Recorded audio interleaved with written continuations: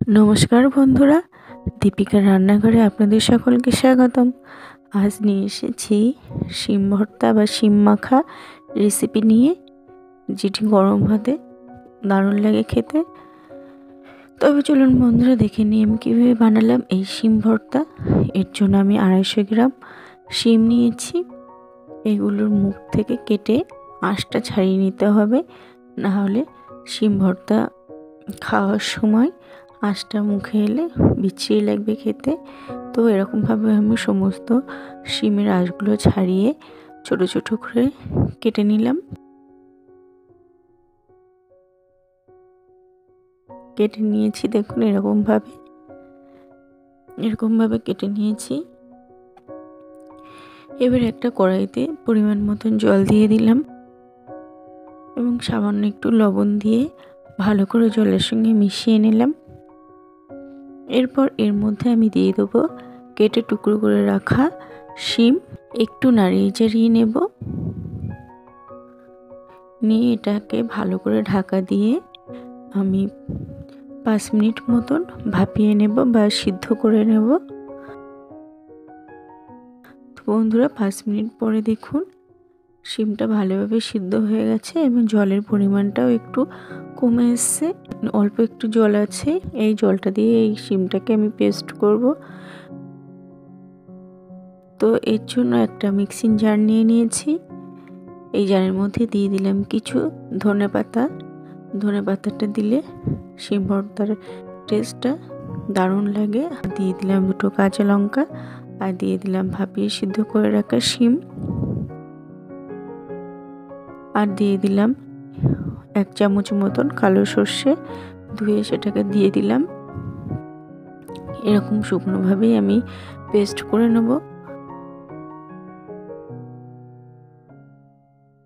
দেখুন পেস্ট হয়ে গেছে। এবার একটা কড়াই গরম করতে বসিয়েছি। এর মধ্যে দিয়ে দিলাম পরিমাণ মতন সর্ষের তেল। তেলটা গরম হয়ে গেছে, এর মধ্যে দিয়ে দিলাম 1 চামচ কালো জিরে ও কয়েকটি শুকনো লঙ্কা ফোড়ন। ফোড়নগুলো দিয়ে আমি একটু হালকা নাড়াচাড়া করে ভেজে নেব।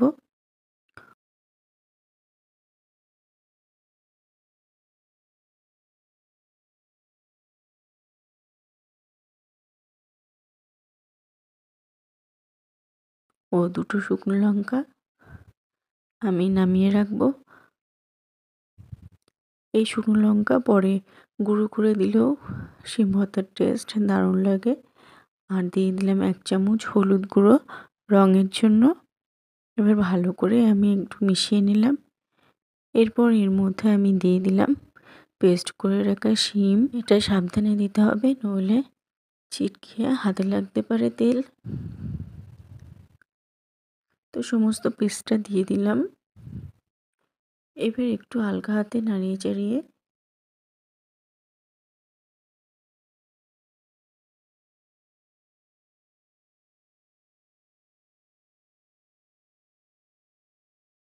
লবণ দিয়ে দিলাম।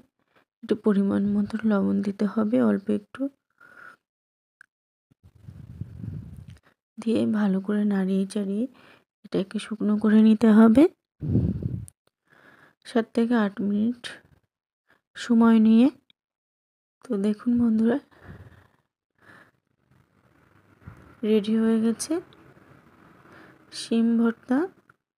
এটি প্যান থেকে যখন ছাড়িয়ে যাবে বা এর থেকে তেল ছেড়ে দেবে, তখনই বুঝতে হবে যে শিম ভর্তাটা রেডি হয়ে গেছে। তো এবার নামিয়ে নিলাম শিম ভর্তা একটা পাত্রে। এই শিম ভর্তা গরম গরম ভাতের সাথে দারুণ লাগে খেতে।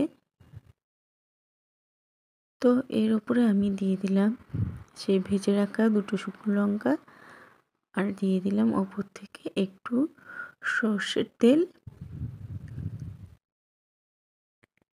তো বন্ধুরা, দেখুন কত সহজেই তৈরি হয়ে গেল শিম ভর্তা। আপনাদের রেসিপিটা কেমন লাগলো অবশ্যই কমেন্ট করে জানাবেন।